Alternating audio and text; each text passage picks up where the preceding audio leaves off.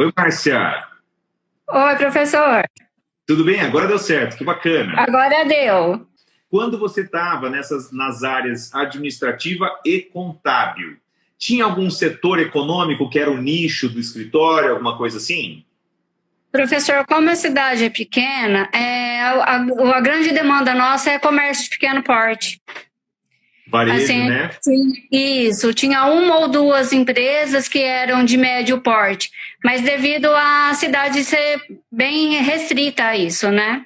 Aham. Isso é nicho, tá, Márcia? Isso é nicho. Ó, existe um campo gigantesco para soluções que sejam soluções pontuais. O que acontece? Muitas vezes o pessoal que é do varejo de pequeno porte não tem um suporte que efetivamente resolva os problemas deles, tá? Por quê? O ticket médio desse tipo de cliente é naturalmente mais baixo, né? Sim. E eles não têm acesso aos serviços que são mais caros. Agora, imagina comigo, se você tiver que formatar o produto uma vez só e você puder reproduzir com os ajustes necessários para outros clientes, aí você vai conseguir imprimir no direito algo que na contabilidade o pessoal já faz.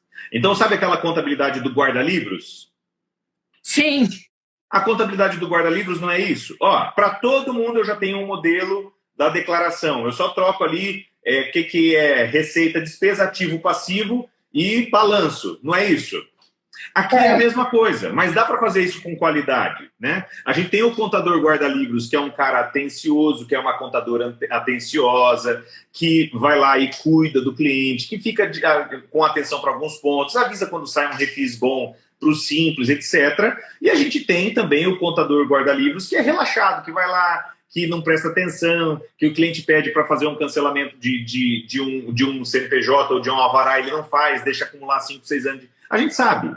Então, se você fizer isso com grande qualidade, eu não tenho dúvidas de que na escala é um negócio fantástico, tá?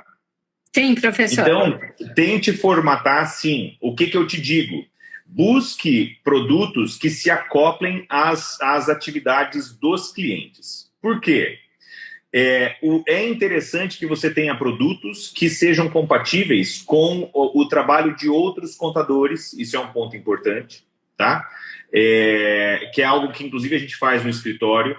Eu tenho atividades que são compatíveis com a atividade, não importa qual seja o contador do cliente. Eu tenho serviços que a gente presta que são compatíveis com o advogado que o cliente já tem. Então, pense nisso. É muito importante que você tenha essa visão de fazer tudo modularizado, tá? Sim. Por quê? Se você for focar aí em fazer algo que os contadores em municípios pequenos costumam fazer, que é o seguinte, ó, vamos fazer o seguinte, eu assumo sua contabilidade e eu também faço teu jurídico no preço. O pessoal não faz isso? É o combo, né? Aí o cara faz a trabalhista daquele jeito e tal, quando vê, deu um prejuízo danado para o cliente e só teve prejuízo, porque não recebeu nada para fazer a parte da advocacia. Então, pense em você simplesmente não precisar pegar a contabilidade de obrigações. Porque a contabilidade de obrigações, ela não... Assim, é um excelente negócio. Eu tenho amigos meus que têm um negócio dezenas, centenas de vezes melhores que o meu do ponto de vista financeiro, fazendo contabilidade de obrigações. Mas não é o que você está buscando quando a gente está nessa nossa conversa. Estou falando alguma besteira ou não? Não, professor. É isso aí. Mantenha o foco, usa a sua expertise, tá? Componha o storytelling no seguinte sentido, ó, eu tenho tanto tempo de experiência, assim, assim, assim, sempre foquei, eu conheço, ó, você não tem esse problema, assim, assim, assim, tal. E por que eu te digo do varejo, tá? Ah, poderia ser serviços? Poderia. Agora, principalmente no pequeno porte, com toda a dinâmica que a gente tem de anexos do Simples, é importante que você foque em um anexo específico. Por que eu te digo isso? Porque senão aí você vai para o generalista. Aí é melhor você ficar no generalista mesmo. Ah, eu consigo melhorar um pouco você do anexo 3 para o anexo 6 se o teu fator R for melhor. Tá, mas a gente quer pegar aquele produto que você vai repetir. Então, você vai encontrar soluções para o varejo. Uma coisa eu te garanto, tem um campo gigantesco, tá? Faz sentido esse nicho que eu te falei ou não? Sim.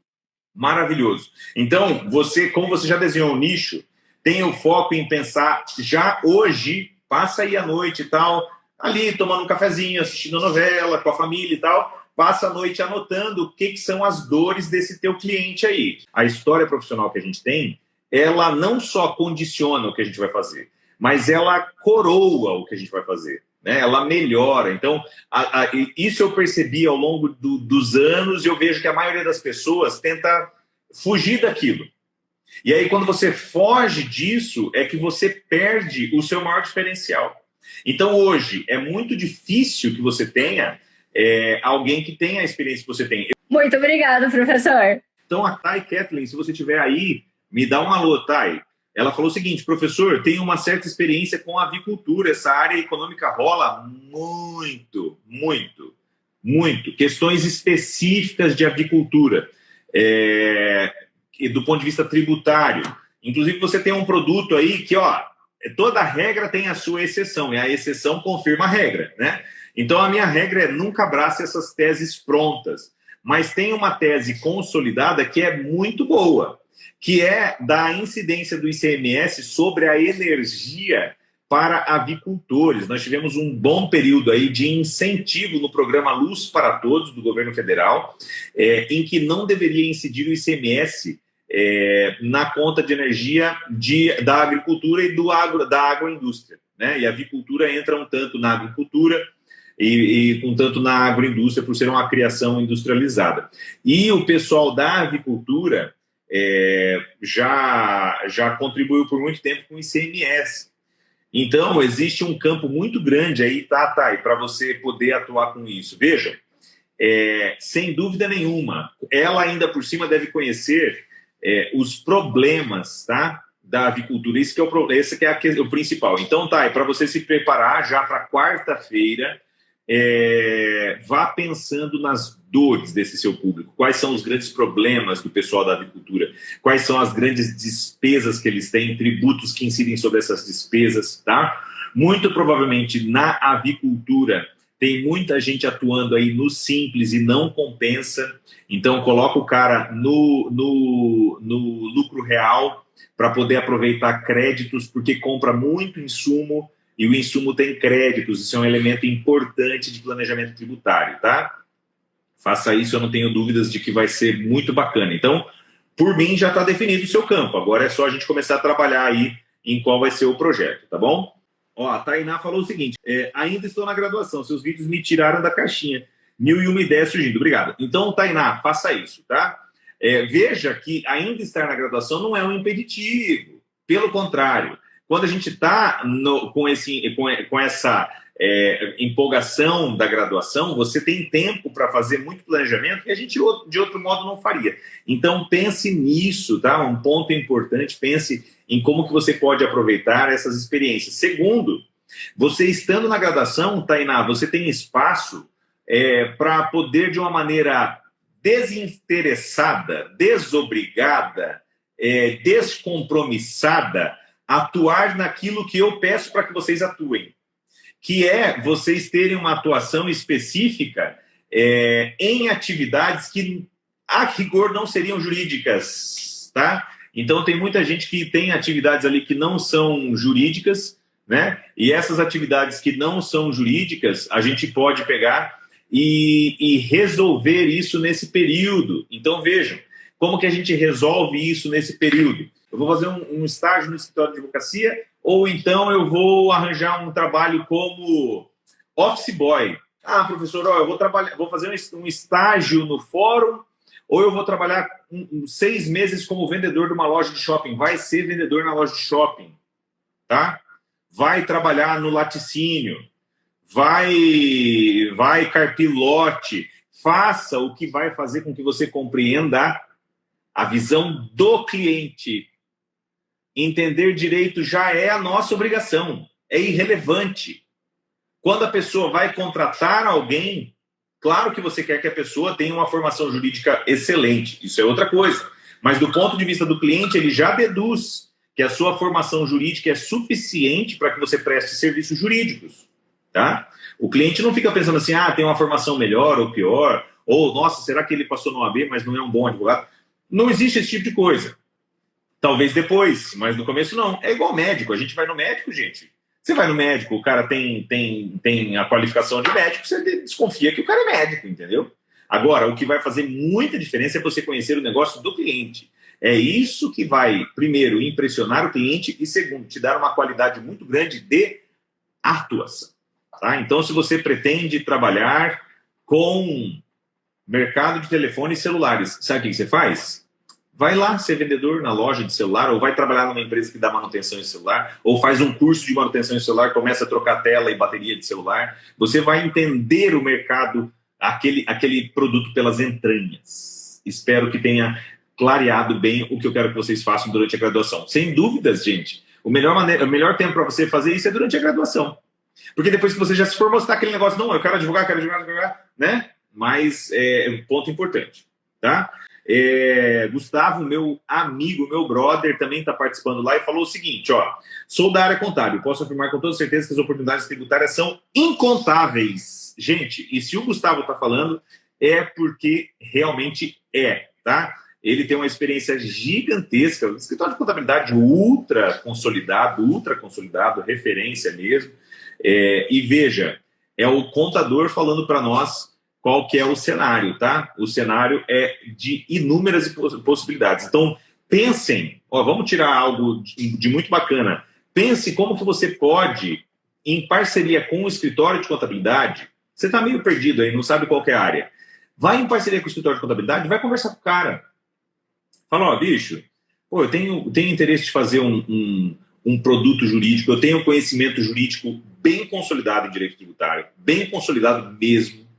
E eu quero fazer uma parceria contigo para a gente fazer um produto para oferecer para os seus clientes. Qual que é a necessidade do seu cliente? Vamos fazer uma parceria, tá? Eu conheço em profundidade o direito tributário e eu consigo formatar o direito tributário para dar a solução que o seu cliente precisa. Gente, você está com comercial feito ali, tá? Então, ponto importante e uma excelente estratégia. Obrigado, Luiz. O Antônio Moraes falou o seguinte, eu trabalho na área da propriedade intelectual, registro de marcas e patentes há mais de 35 anos e quero aprender sobre o direito tributário, pois sou recém-formado integrante dos códigos da OAB DF. Tô vendo, gente? Então, a prática do Antônio Moraes é com propriedade intelectual, marcas e patentes, e agora, ainda por cima, ele vai ser advogado na área. Fantástico! Uma coisa eu sei que você não tem dúvida, o teu planejamento vai ser para marcas e patentes, né? Sim. Um trabalho fantástico em termos de planejamento tributário, tá? Gerar despesas com base em marcas e patentes. Então, digamos o seguinte, digamos que eu sou seu cliente. Eu tenho uma empresa, tá? Você registra a marca da empresa para mim, eu criei a marca. E eu faço um contrato de cessão para minha empresa. É o que você costuma fazer com patentes, etc. Veja que a precificação da marca, de royalties de marca, de royalties da patente, é algo bastante subjetivo. Concorda comigo ou não?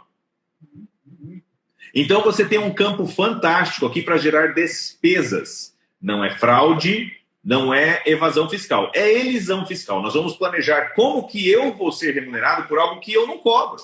Por exemplo, eu tenho uma empresa, além do escritório de advocacia, eu tenho uma empresa, Escola Nacional de Estado. A marca Escola Nacional de Estado, eu criei e registrei lá atrás. Imagina, uma marca dessas, né, que inclusive é o nome fantasia da minha empresa, ela tem um valor intrínseco gigantesco. Como eu estou no Simples, eu não gero despesa na minha empresa porque eu não preciso.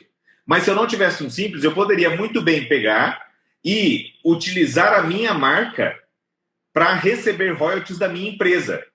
Isso não é distribuição de lucros, então tem uma tributação específica, mas a tributação sobre os royalties é compensada pela tributação que eu não tenho que pagar lá na empresa que está no lucro real por causa da despesa que foi criada. Faz sentido quando eu te falo isso ou não? Você, com certeza, com esses pouquinhos anos que você tem aí de experiência, 35 anos, né? Você já deve conhecer muita gente na área. Então, faça algo compatível com os teus colegas, né? Produto formatado, começo, meio e fim. Aproveita que no teu negócio de marcas e patentes que já é consolidado, você já tem a máquina andando e usa o direito para ser aquele up, em que você faz um produto, começa, projeto, tá aqui, ó, comecei e terminei. Que é o que eu recomendo o pessoal fazer no escritório. Combinar os serviços de assessoria, que são serviços que são muito bons, porque dão para a gente um fluxo de caixa saudável, né? Mas são complicados porque a gente trabalha muito mais do que a gente recebe. Você sabe como que é. Um cliente teu vai pegar e vai falar, porra, ô Antônio, nossa, fulano tá usando a minha marca lá, hein, dá um jeito aí. Aí você tem que fazer uma notificação pro cara. Aí você vai cobrar do cliente, o cliente vai falar, porra, mas eu tenho que te pagar para fazer, né? Você sabe como que é. Então, na assessoria, acaba que você tem que ir atendendo. E aí, nesse produto, você faz algo que, bem precificado, você vai ter uma alavancagem legal. Eu vou te falar a verdade. Um produto específico assim, eu ainda não vi, tá? E aí você pode se especializar em atuar com clientes, para você fazer um planejamento tributário integral, não só essa atividade, especializar em clientes que têm atividades que são pesadamente voltadas com um suporte de propriedade intelectual, né?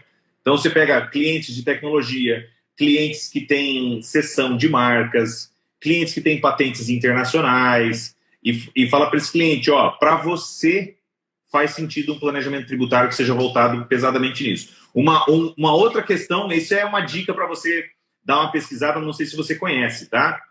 Existem benefícios internacionais do ponto de vista tributário em matéria de tecnologia, tá? Propriedade intelectual. Dá uma pesquisada nas estratégias aí, principalmente de Leprechaun Economics, que são os benefícios fiscais internacionais lá da Irlanda. Já ouviu falar ou não? Para o pessoal de propriedade intelectual é fantástico. Tá, então como eu estava explicando, eu tenho clientes aqui que, inclusive, eu estou fazendo o registro de marcas lá no exterior, tá bom, por meio de tratado internacional. Isso, tem que faz um registro que vale, né? É o Tratado de Madrid, lá, né? Isso, que o Brasil entrou em vigor agora em 2019. Uhum. Então, tem alguns clientes que já estão fazendo esse registro lá fora, e lógico que envolve essa questão tributária, até porque se ele vai estar registrando a marca dele lá fora, é porque ele tem a pretensão de uso da marca lá fora, e isso vai gerar questões tributárias, né? Ótimo. O Antônio, gostou da ideia, então? Muito. Quero muito agradecer pela oportunidade. Imagina, tamo junto. E eu estou aqui para o que der e vier. Logicamente tá ótimo. Continua contribuindo estudar. lá, tá? Eu agradeço muito a contribuição lá pro pessoal, porque isso acaba inspirando o pessoal que às vezes está fazendo e não tem assim uma área igual a sua, igual da Márcia, né? Deixa comigo. Valeu, um abraço, viu? Muito obrigado. E tem muita gente que está planejando transição, queridos, de carreira. Eu sempre falo sobre isso, né? Inclusive, uma das minhas frases, né, é a seguinte, dê um passo maior que a perna. É o que a gente chama de salto. Muita gente fala para você, fulano tentou dar um passo maior do que a perna, né? Isso é errado? Não. A gente tem essa concepção de que as pessoas, fulano fez mais do que ele aguentava. A gente tem que fazer isso. Dar um passo maior do que a perna é o salto, é quando você pula. Agora, o que eu sempre falo é o seguinte, você não vai sair correndo e pular no precipício. Muitas vezes, se não sempre, claro, você tem que olhar onde você vai pousar quando você pular. Isso é um ponto. Segundo ponto, às vezes você tem que dar um impulsinho para trás e sair correndo. Então, às vezes você recua um pouco para avançar, né? Agora, sem dúvida nenhuma, se você consegue fazer uma transição de qualidade, esse é o melhor dos mundos. Maravilha. Queridos, então é isso. Infelizmente, o nosso tempo se esgotou, né? Obrigado pela presença de todos vocês e a gente se encontra aí. Um abraço, gente.